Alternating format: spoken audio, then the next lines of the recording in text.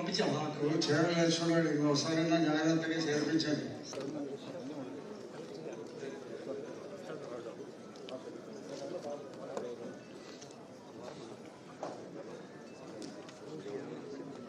అందరికీ నమస్కారం.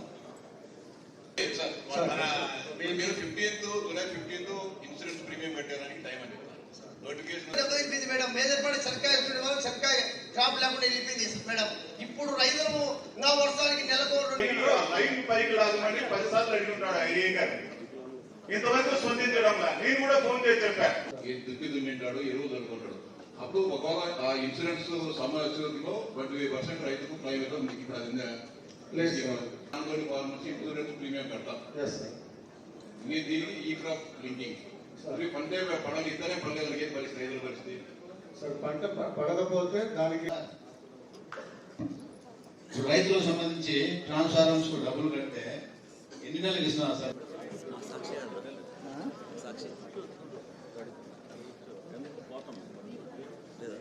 వాళ్ళు చెప్పిన దాని ప్రకారం వస్తారా ప్రభుత్వం వస్తారండి. వాళ్ళ మీ నంబర్ సిఇఓ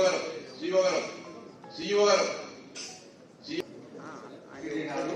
దీంట్లో పూర్తిగా సచివాలయానికి సంబంధం లోపల మన రాష్ట్రానికి దాదాపు 629 మంది కొత్తగా వస్తున్నారు సార్. కరెక్టే సార్. 6 పోస్టులు ఉంటే ఒక్కరు కూడా ఫిల్అప్ చేయకుండా పెడితే కొత్త పోస్టులు వచ్చే అధికారులు ప్రెజెంటేషన్ కోసం జరుగుతుంది.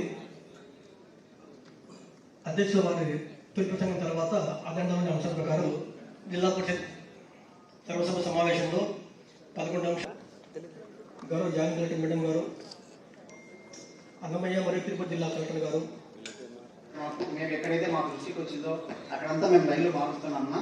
ఇప్పుడు మీకు చెప్పిన పల్లెలు ప్రతి గ్రామంలో గ్రామ సభ పెట్టి ప్రభుత్వ ఆదేశాలు ఏమున్నాయి, వాళ్ళ రైతుల అభిప్రాయాలు ఏమున్నాయని ప్రతి గ్రామంలో రైతులకు తెలియజేయండి. చేస్తుడికి ఇప్పుడు నాకు తెలిసి కేసీ కెనాల్కో చేపటి కెనాల్కో నీళ్లు వస్తాయని వాళ్ళు కొనబడిన బావులు మోటార్లు నవలి పోసుకునే ప్రయత్నం చేస్తున్నారు సార్. నాకు తెలిసి కుట్ల ప్రస్తుతం 1 రోజుల లోపల రిజర్వాయర్లకు నీళ్ళు వచ్చే పరిస్థితులు కనపడడంలే. ఆల్మట్టి మీద నారాయణపూర్ జూరాల ఎన్నెట్ మీద లేవు. తుంగభద్రకు కొద్దిగా నీళ్లు వస్తున్నాయి. ఆ తుంగభద్ర నీళ్లు ఓవర్ఫ్లో అయ్యి మనకు నీళ్లు వస్తాయనే పరిస్థితి అయితే మనకు చాలా కాలం నుంచి నేను రైతుగా ఉన్నా కాబట్టి నాకు వస్తాయనే నమ్మకం కలగడంలే సార్. చేపపాడు కానీ వీటిగా జీరోలు ఉంటుంది. దాని పరిస్థితి ఏంది, ఎప్పుడు దాన్ని బాగుపెడతారు, ఎప్పుడు చేస్తారు చెప్పాలి సార్. మేము అడుగుతాను దాని గురించి. అదన్నా ప్రస్తుతం మా సంస్థకున్న కొంచెం ఈ సమస్య ఏంటంటే మీరందరూ చూసినారు, మొన్న పేపర్ కూడా ఇక్కడ ఇచ్చారు, ఇవన్నీ కూడా ఫిల్అప్ చేయబోతున్నామని. ఆ సందర్భంగానే ప్రభుత్వం నోటిఫికేషన్ వచ్చిందన్నా ఉదాహరణ తర్వాత ఒకటి పిలుస్తారు. ఇబ్బంది లేదన్నా, మీరు ఏదైనా సమస్య ఉంటే డైరెక్ట్గా నా నంబర్ ఫోన్ చేయన్నా, ఇబ్బంది పెట్టలేకుండా మేము చూస్తామన్నా. మీకు ఫోన్ చిన్న చూపు రైతు పండిస్తాంటే మనం తింటాము కట్టుకుంటాం అనేది ఎవరికి లేదు. మీకు అందరికీ బెడ్కా చదువుతున్నాం 5 గంటల కంటే పాలు ఎక్కడి నుంచి వస్తాయని మీకు ఎవరికి తెలియదు. రైతుల కష్టాలు గమనించి రైతులు ఏం చేయాలనే పరిస్థితులు లేవు. ఏదో ప్రణాళికాబద్ధంగా ఏదో పేపర్లలో వచ్చి చెప్తాన్నారు కానీ రైతుల కష్టాలు ఎట్లా ఉన్నారు, రైతుల పరిస్థితి గ్రామీణ ప్రాంతంలో రైతులు ఎట్లున్నారు, పిల్లలు చదివించుకోలేని పరిస్థితుల్లో ఉన్నారనేది మీకు అధికారులకు ఎవరికి పట్టడం లేదా?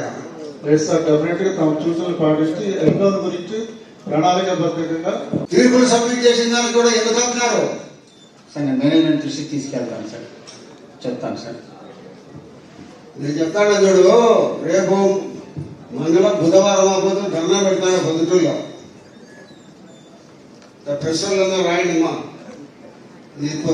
పొద్దుటూరు శ్రీనివాసనగర్ సబ్స్టేషను ఇంత లోపల మీరు అనుమతి ఇచ్చి దాన్ని కన్స్ట్రక్షన్ పొమ్మని చెప్తే సరే, లేకపోతే రేపు బుధవారం అవ్వదు ధర్నా పెడతాను పొద్దుటూరు తాలూకా ఎంఆర్ఓ ఆఫీస్ దగ్గర.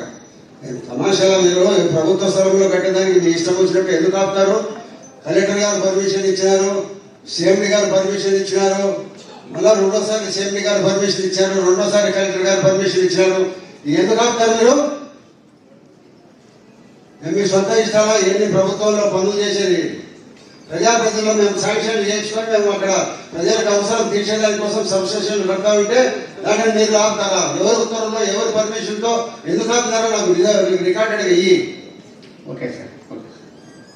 బుధవారం 10 గంటలకు ధర్నా చేసినట్టు మొదలు నువ్వు ఇంత లోపల నాకు దాన్ని మొదలు పెట్టే మంగళవారం రేపు సోమవారం లోపల మొదలు పెట్టేసారో లేకపోతే ఉంటున్నాం, బుధవారం ఒకటి ధర్నా పెట్టా.